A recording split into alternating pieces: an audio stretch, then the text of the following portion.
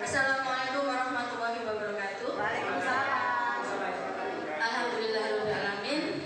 Pada siang hari ini kita diberi kesempatan oleh Allah untuk berkumpul di sini dalam rangka saya diseminasi budaya positif, di mana budaya positif ini adalah oleh-oleh saya dari program Guru Penggerak modul 1.4.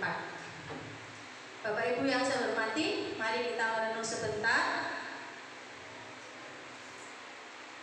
Sediakan waktu khusus, pejamkan mata, kemudian pejamkanlah mata Bapak Ibu semuanya dan impikan bagaimana sih sekolah impian Bapak Ibu semuanya. Sudah. Ya, sebentar saja ya, jangan sampai tertidur. Ya, sudah Bu. Bagaimana Bapak Ibu mewujudkan sekolah impian itu? Kira-kira bagaimana Bapak Ibu?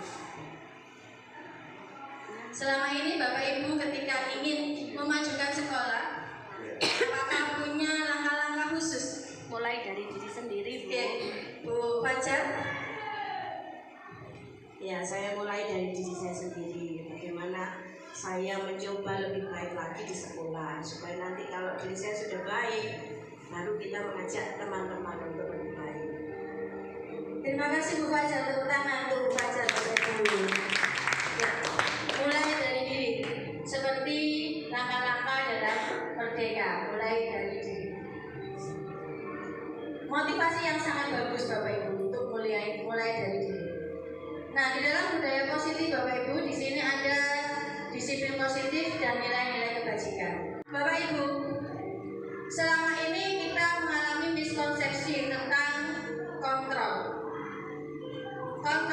Kita merasa bahwasanya kita adalah pengontrol, padahal murid tidak bisa dikontrol. Ilusi itu adalah sebagai mata morgana. Ilusi guru mengontrol murid. Sebetulnya guru tidak bisa mengontrol murid. Siapa yang mengontrol murid? Kita sendiri. Seperti Bu Fajar, mulai dari diri sendiri. Kemudian ilusi bahwa semua penguatan positif efektif dan bermanfaat. Penguatan positif efektif dan bermanfaat. Penguatan positif ini adalah bentuk reward atau hadiah. Reward atau hadiah itu ternyata hanya ilusi Bapak Ibu. Kok bisa? Anak yang sudah terbiasa mendapatkan reward atau hadiah, maka ketika mereka tidak mendapatkan reward, mereka akan kecewa. Wah, tidak ada apa-apa. Oleh sebab itu tidak efektif, hanya sebuah ilusi. Dan kedepannya anak-anak yang sering mendapatkan hadiah dan selalu berharap hadiah, lalu dalam agama Islam kita mencetak dosa riya kepada mereka. Kita menanamkan mental riya karena mengharapkan sesuatu.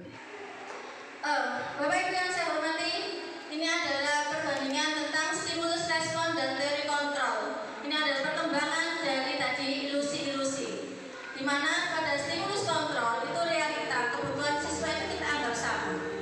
Sedangkan pada teori kontrol realitasnya adalah kebutuhan siswa itu adalah tidak sama.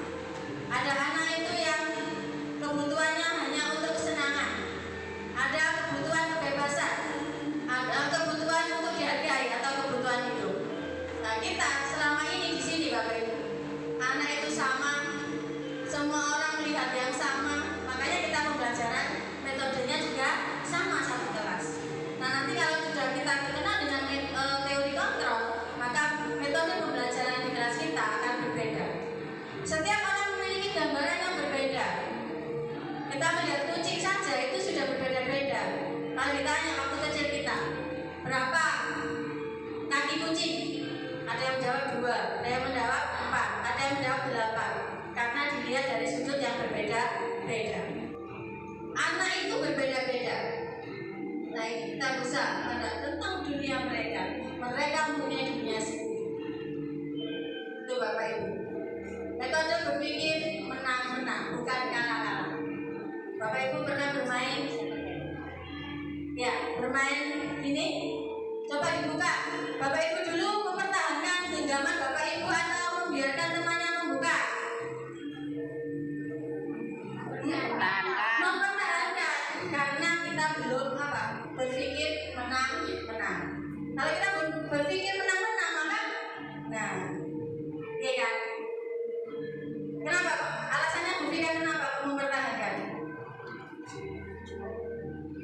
tujuannya supaya kita gimana dengan teman kita Ya. Supaya kita lebih menang. Kalau Bu baca, tergantung dari apa tujuan yang ditetapkan secara bersama. Kalau tujuannya menang ya kita saling mempertahankan diri untuk menang. ya terima kasih. Bu Iva tadi kan yang mempertahankan. Tujuannya apa Bu Iva? tujuannya ya sama, ingin menang. Ingin menang ya. Ya itulah Bapak Ibu kalau teori stimulus respon yang berlaku. Tapi kalau sudah teori kontrol, kita pola berpikirnya itu adalah menang. Seperti pada pembelajaran kita di 7 Habits tentang tadi teorinya menarik ya, alhamdulillah. Sekarang ada teori baru Bapak Ibu yang saya peroleh dari pendidikan guru penggarap, yaitu teori motivasi, hukuman, penghargaan, restitusi. Apa sih teori motivasi? Ternyata ada 3 motivasi manusia. Yang pertama adalah motivasi untuk menghindari ketidaknyamanan atau hukuman. Yang kedua yaitu mendapatkan imbalan atau penghargaan dari orang lain. Yang ketiga adalah untuk menjadi orang yang mereka inginkan dan menghargai diri sendiri dengan nilai-nilai kepercayaan pada diri sendiri. Kira-kira menurut Bapak Ibu teori motivasi yang sangat cocok untuk kita kembangkan yang mana? Yang ketiga. Oke, bagus. Alasannya apa Bu Tari kok yang ketiga? Motivasi diri, ada diri sendiri. Ya bagus Bu Tari. Terima kasih. Nah, selanjutnya di sini ada teori hukuman dan penghargaan. Ini Bapak Ibu yang kita gunakan di sini biasanya di sekolah kita sering hukuman dan penghargaan. Tapi setelah ini Bapak Ibu kita menginginkan adanya hukuman. Karena ternyata hukuman itu bisa menyakitkan. Nah ini perbandingannya. Ya, perbandingannya ketika anak itu mendapatkan hukuman, anak akan merasa gagal, anak akan sakit hati kepada kita, anak akan terinjak sampai mati. Aku biar tahu di Seneni sama Bu Sulika, saya pernah dihukum posat sama Pak Ali dan sebagainya. Nah, yang bagaimana yang kita harapkan nanti? Yang kita harapkan adalah restitusi. Ini dunianya Bu PK ini, restitusi sama restitusi Bu Tari sama Bu Enda. Nah Bapak Ibu, meskipun kita bukan guru BK, tetapi kita diharapkan mampu untuk menjalankan restitusi di sekolah kita. Apa sih restitusi itu? Ada yang sudah pernah mendengar kata restitusi? Mengganti. Yang lain? Oke. Restitusi itu adalah bentuk tindakan kepada siswa yang mana siswa itu akan dengan sadar pada dirinya sendiri untuk memperbaiki lakunya.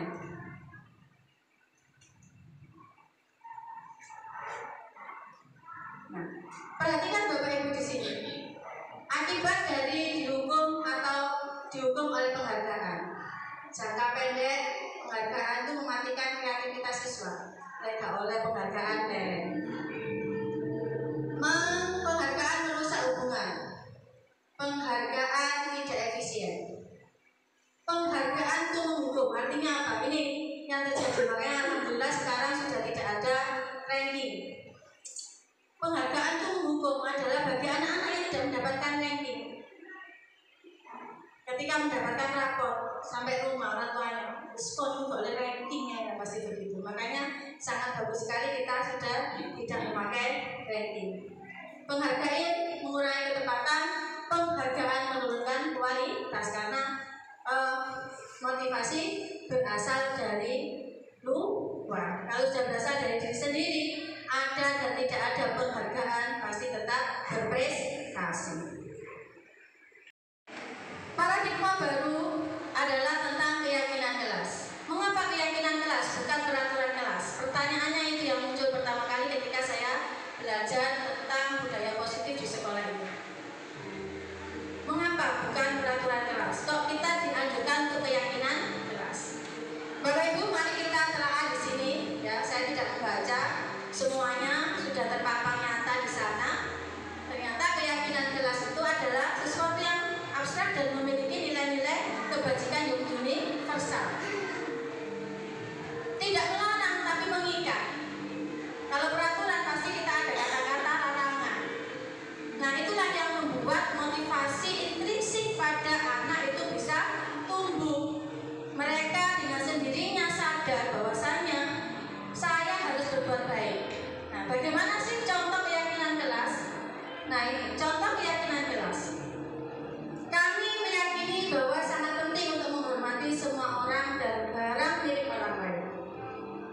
seterusnya. Nah, keyakinan kelas ini bukan Bapak Ibu guru yang membuat, tetapi keyakinan kelas ini dibuat oleh anak-anak itu sendiri.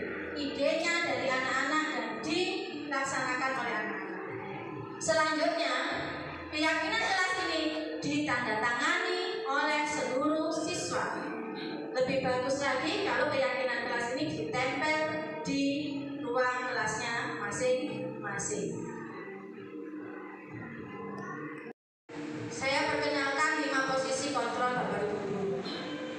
Yang pertama, penghukum. Ayo, siapa yang menghukum? Siapa yang suka menghukum? Oh, alhamdulillah. Sini baik-baik, gak ada yang menghukum. Kecuali saya suka menghukum sama Pak Arif.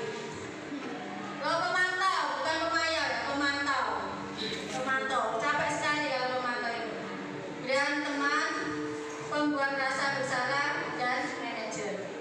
Di dalam budaya positif ini kita diharapkan berposisi sebagai manajer. Yang mana manajer ini menuntut anak untuk menyadari kesalahannya dan untuk menemukan perbaikan dirinya sendiri. Bagaimana mereka bisa kita penuhi mereka? Maka kita kenal dengan kebutuhan dasar murid atau manusia. Ada 5 kebutuhan dasar manusia yang harus kita perhatikan supaya kita tidak salah dalam menangani anak. Yang pertama, kebutuhan bertahan hidup. Yang kedua, kebutuhan akan rasa sayang atau ingin diterima. Yang ketiga, kebutuhan pengakuan atas kemampuan, kebebasan, dan kesenangan. Bapak Ibu, pernahkah ketika kita mengajar anak-anak kita tertidur? Nah, kira-kira anak-anak itu butuh apa, Bapak Ibu? Istirahat, berarti butuh kebebasan. Kira-kira anak itu butuh tidak kesenangan? Karena mungkin kita ngajarnya monoton, bosan, akhirnya kita ditinggal tidur. Nah, ini Bapak Ibu. Makanya kita harus mengetahui kebutuhan dasar murid itu agar kita ngajar tidak ditinggal tidur atau ditinggal ke kantin.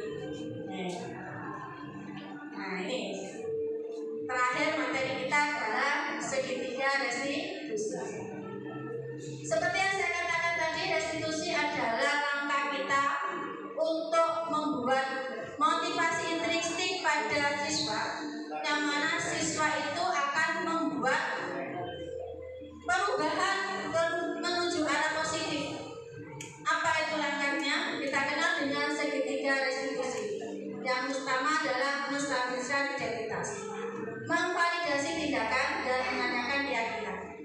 Bapak Ibu, ini adalah langkah di dalam mengatasi anak-anak yang bermasalah. Kita itu bisa berfungsi sebagai penggadean, mengatasi masalah tanpa masalah. Jadi kalau ada anak salah, kita itu ternyata Bapak Ibu tidak boleh langsung menghukum. Yang pertama kita lakukan di sini adalah kita harus menstabilkan identitas.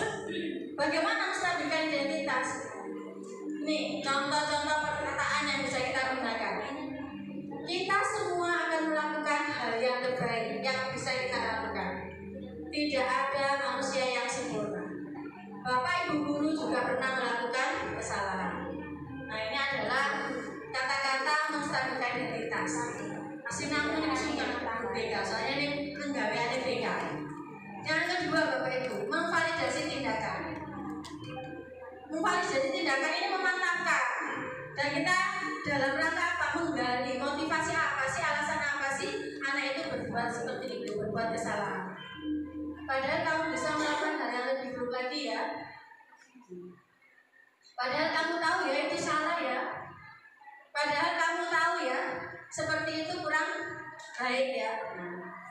Kemudian setelah kita memvalidasi tindakan, maka kita menanyakan keyakinan pada anak itu. Nah, keyakinan ini apa yang berhubungan dengan keyakinan kelas yang sudah kita buat. Nah, apakah tindakanmu itu sesuai dengan keyakinan kelas yang kita buat? Dengan lemah lembut Bapak Ibu. Nah, nanti anak itu pasti akan memberikan respon yang positif. Selanjutnya apa tindakan yang harus kamu lakukan? Kalau sudah tahu tidak sesuai. Oh, tindakan saya seperti ini. Anak akan dengan sendirinya menumbuhkan apa? Perbaikan perilaku. Nah, seperti itu Bapak Ibu, presentasi dari saya. Mudah-mudahan ilmu yang saya peroleh dari CGP ini bisa juga bermanfaat bagi Bapak Ibu semuanya. Jelas ya? Tadi kan kita sudah tanya jawab ya. Ada pertanyaan tak? Cukup ya, terima kasih.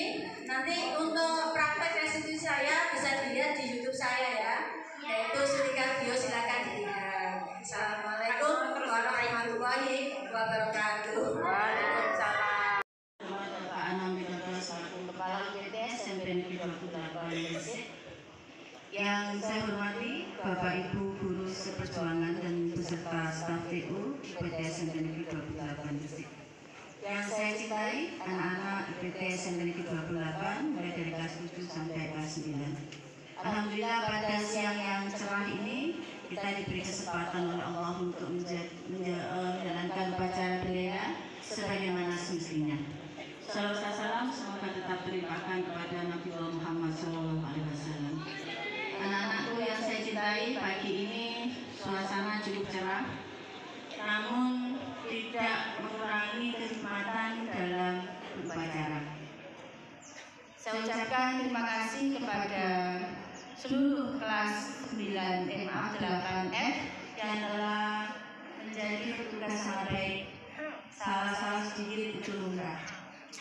Namun kesalahan itu mari kita perbaiki di pertemuan selanjutnya. Tidak perlu kita dari motivasi karena takut dihukum atau ingin dipuji, kita ubah menjadi motivasi dari diri kita sendiri. Kita biasakan anak-anak. Mulailah dari kelas yang paling kecil. Buatlah kesepakatan kelas. Ingat, kesepakatan kelas bukan berupa peraturan kelas, tetapi ubahlah menjadi keyakinan kelas.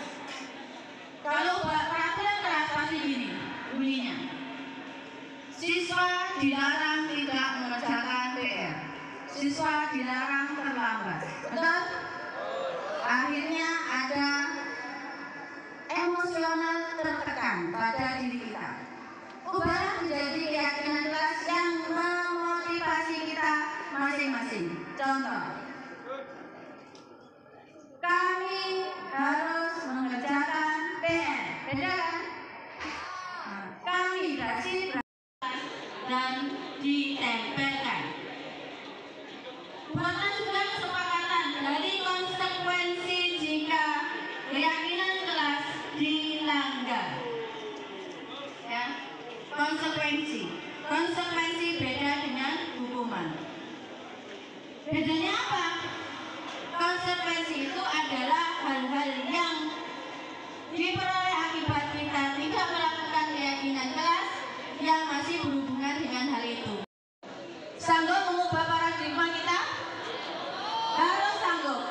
Yang semula motivasinya karena takut dihukum atau ingin dipuji menjadi motivasi ingin memperbaiki diri dan ingin menghargai diri kita sendiri.